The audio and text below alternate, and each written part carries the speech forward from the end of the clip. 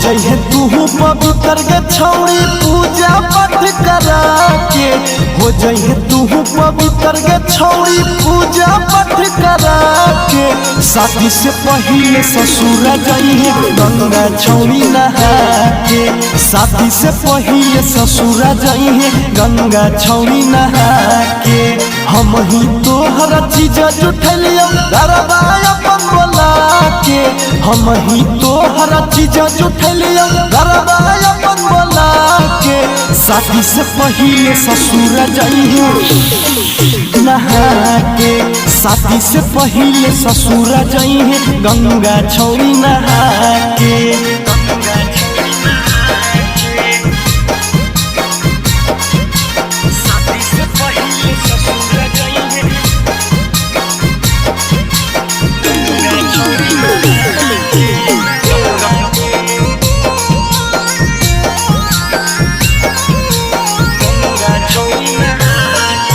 ससुर की जाके लगई है गे तू नहाई है गे।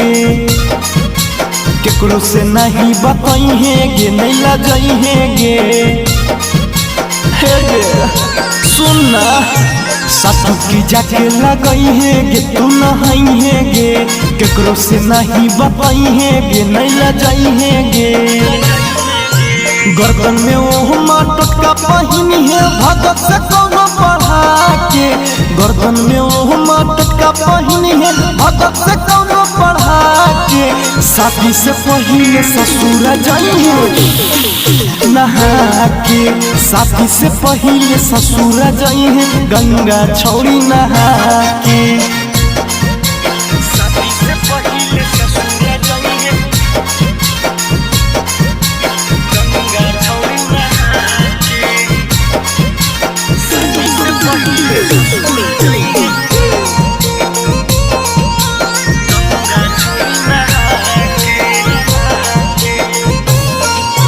ग्यारह गो कन्या जमई है गे तू खिलई है गे।